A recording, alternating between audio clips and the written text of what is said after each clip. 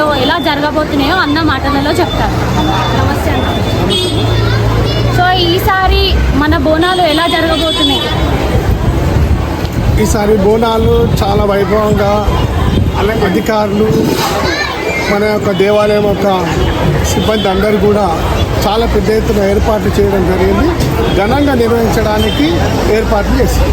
Okay అన్న, ఈసారి ఎవ్వరికి కష్టం కాకుండా లైన్ అనేది క్రియేట్ చేయాలి. ఇంకొకటి భక్తులు కూడా చాలా మంది వస్తారన్న సికింద్రాబాద్ అనగానే, కానీ ఒక్కొక్కరు చాలా మంది యాష్టపడుతున్నారు లైన్లో. ఎందుకంటే ఆ రష్కి దర్శనం కొంతమందికి అందట్లేదు. మీరు ఏమైనా సౌకర్యాలు చేస్తున్నారా?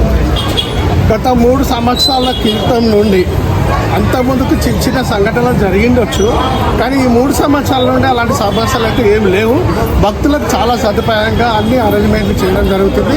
లైన్ల విషయానికి వస్తే ఇంకొక లైన్ కూడా ఈసారి ఇంకోటి ఎక్కువ చేయడం కూడా జరుగుతుంది. ఇక్కడ ముందున్నటువంటి ఏదైతే డోర్ ఉందో ఈ పక్కన ఉన్నటువంటి డోర్ల నుండి 3 లైన్లు వస్తాయి. జనరల్ లైన్ వస్తుంది, మన పాస్ లైన్ వస్తుంది, జనరల్ పాస్ లైన్ వస్తుంది. 3 లైన్లు ఇప్పుడు జనరల్ బజార్ నుండి వస్తున్నాయి. ఆ డోర్ కూడా చిన్నగా ఉంది, అది కూడా కొంచెం ఇబ్బంది కాకుండా అది కూడా కొంచెం పెద్దగా చేయడం జరుగుతుంది. ఓకే అన్న, ఇంకొకటి మన తెలంగాణ ఘటం అనగానే మన మాంకాలమ్మ వారి ముందుగా. సో అమ్మవారిది ఘటం ఎప్పుడుంది, ఎలా ప్రారంభిస్తున్నారు, ఏ రోజున అందరు రావాలి? ఈ నెల 29 తారీఖు నాడు మధ్యాహ్నం 2 గంటల నుండి అమ్మవారికి అలంకరణ చేయడానికి మన దేవాలయం నుండి ఊరేగింపుగా బయలుదేరి మరి అక్కడ నల్లపోచమ్మ దేవాలయం ఉంది. మన గోడ్స్ క్లబ్ దగ్గర పెట్రోల్ పంప్ పక్కన గలీలో అమ్మవారి దేవాలయం ఉంది. ప్రతి సంవత్సరం కూడా అక్కడి నుండే అమ్మవారి ఘట్టము అలంకరించి అక్కడ వైభవంగా రకరకాలుగా బ్యాండ్లు, డప్పులు, తాళ వేలాలతో అన్ని భంగంగా మనం ప్రజలకు అనేకమైనటువంటి ప్రజలు అక్కడ విచ్చేస్తారు. మీరు అన్నట్టు ఉజ్జయిని మహాంకాళి అమ్మవారి యొక్క ఘటం బయలుదేరుతుందంటే లక్షలాది మంది అక్కడి నుండే ప్రారంభం వస్తుంది. జులుస్ పెద్ద ఎత్తున జులుస్ తీసుకొని వస్తుంటాం. మధ్యలో కూడా స్టేజ్లు ఉంటాయి. ఆ స్టేజ్ల దగ్గర కూడా జనాలు ఉంటారు. ఎలాంటి సమస్యలు లేకుండా జనాలకు కానీ భక్తులకు కానీ అన్ని రకాలుగా ఏర్పాటు చేయడం జరుగుతుంది. పోలీస్ సిబ్బంది కూడా చాలా రకరకాలుగా వాళ్ళు కష్టపడతారు.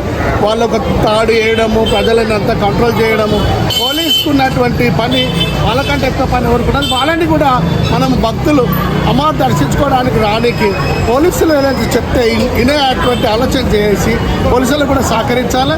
ఇక్కడ ధర్మకర్తలు ఏదైతే ప్లాన్ చేస్తున్నారో ధర్మకర్తలకు కూడా ప్లాన్ చేసే దానికి కూడా ప్రజలు ఓపికగా దర్శనం చేసుకొని మంచి సంతోషంగా పోవాల్సిందిగా కోరుతున్నాం. ఓకే అన్న, మన అమ్మవారి బోనాల్ డేట్స్ చెప్పండి, ఇంకా అందరు తప్పకుండా రావాల్సిందిగా కోరుతున్నాము.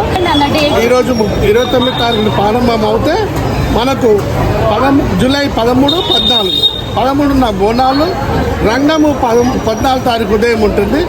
భక్తులందరూ కూడా అమ్మవారు దర్శించుకోవడానికి, అమ్మవారి ఆశీస్సులు పొందడానికి అనేకమైనటువంటి భక్తులు ఇచ్చేశారు.